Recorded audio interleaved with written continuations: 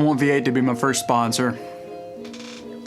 So I may be about to spit some blasphemy right here on the channel, but just hear me out for a second, okay? Over the past year or so, I've kind of come to the conclusion and had this small revelation that guitar tone really doesn't even matter that much. Now I think this is especially true in the case of modern metal. I think maybe with cleaner tones and stuff, it may not apply nearly as much, but especially in modern metal, the guitar tones themselves really just don't even matter that much. I mean, if you think about it, everyone in whatever forum or Facebook group or YouTube comment section, whatever, they're all arguing, can you tell the difference between A tone or B tone in the context of a mix?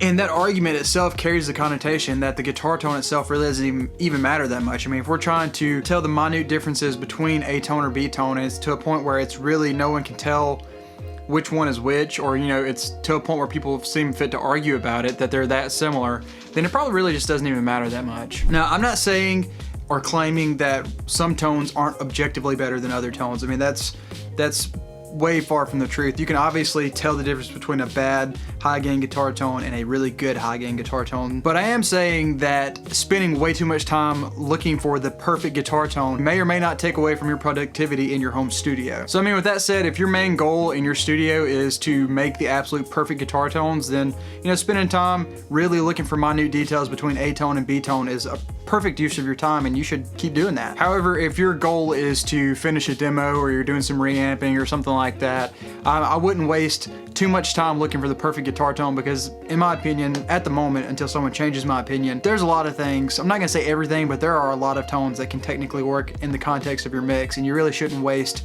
just too much time looking for the perfect guitar tone. This is kind of really a weird statement for me to say as someone who is primarily a guitar player.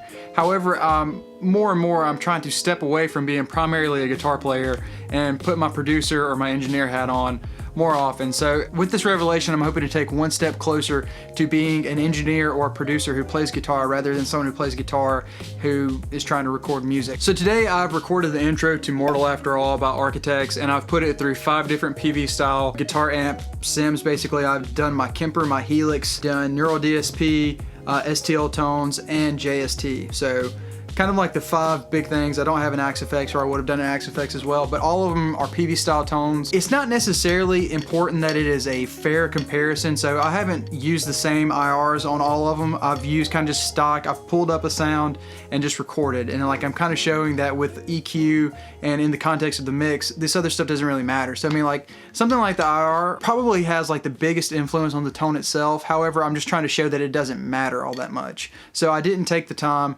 to put all the tones through the same IRs, because that would have just been a waste of time, because the whole point of this is not waste time, and I'm wasting time right now telling you that I shouldn't waste time. However, I hope you guys enjoy the playthrough. Just tell me what you guys think about the tones in the comments. Also, if you enjoyed the video, smash the like button, hit the subscribe button if you want to see more videos from me in the future. Let's go ahead and get into it.